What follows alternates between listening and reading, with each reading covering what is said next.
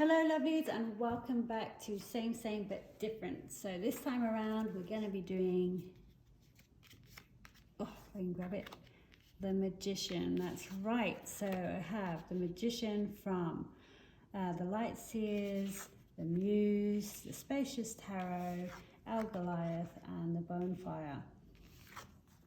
I'll be using the same decks all the way through, unless you would prefer to see another change out, and absolutely can do that for you too. I just picked these, like I said, from the beginning, just because they have a bit more variety, just because you go from obviously kind of a traditional style deck, even though this doesn't look it. And then we have, but it's a Rider-Waite-Smith based. And then we have obviously, I've gone through these as well, but we do have the different varieties of tarot decks. So with the Magician, what does the Magician talk about? Talks about using or manifesting something and having the ability to actually do that.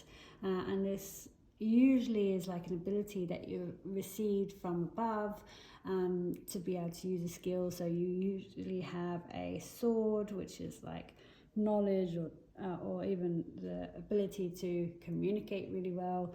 You have the Pentacle, which is about finances, career path, stability. You have Cups, which is emotion, and then you also have the Wand, which is your desires or your passions that you want to go for. But with the Magician, you have an ability to actually use these to your advantage, and this goes for all the cards.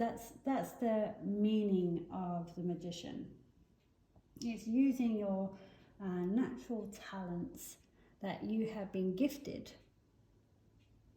to manifest what you want. It's about manifesting whatever you desire. So let's go through how then they are slightly different, how they're interpreted slightly differently. So with the Light Seers, how you have here how he seems to be using his own powers. So he has this power that is within him, and he actually has to have that focus, and you have that internal symbol on him there. And you've got these symbols here, which it means earth, water, wind and fire, and he is manipulating these and making things happen that he wants to, moving it the way he wants to. It's taken a lot of concentration and a lot of skill and practice, and maybe a lot of patience. That's what I see with this card. With the Muse version, you have her reaching out from above. So she's reaching into her gifts that she's given to apply them to her will and how she wants them to be manipulated to work for her benefit. Again, it's that more immediate. It's more, but it's more, in this case, it's more her reaching. It's more of a gift from above. Rather, I mean, it's all a gift from above, but this is more of him controlling it there and then. And this is her kind of receiving that gift at that time to manifest what she wants. With the Magician for the Spacious Tarot, it really, you get that feeling that these are given to you, you know, these gifts are given to you, they're here. Now you need to be, you know, an active participant and decide how you're going to use these. Which one are you going to use? Are you going to use all of them? Are you going to use one of them? It really does depend on that read and how, when you're laying out a spread, what the message is coming through. You know, being connected with that spirit, knowing which one needs to come out, whether it's all of them or whether it's one or two of them, don't know. But this is the card calling you, I suppose, to choose and become active You know, this is he's doing it there and then, she's reaching out for it. This is asking you, take charge, manifest it. All right, so here we have the magician, the alchemical master, and you can see he emanates like with the glowing around him. For me, this really emanates this power from within, and it looks like he's blowing a flute. So whatever he wants will come to pass. He just decides and blows the tune he wants to hear played. So this is real power that just comes from within and making it happen in, you know, in the real world.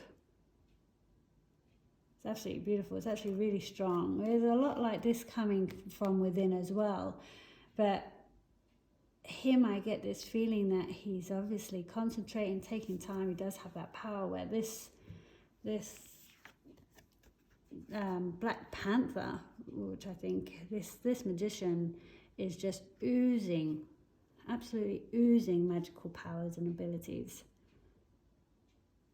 Very strong magician there, somebody who's very creative. And then we have the magician from the Bonefire. You know, for this one, again, has the same meaning, but I also see that it, you have like the cards there, it's playing the game right. It really looks like a master magician, you know, but maybe for me, this leans a bit more towards trickery.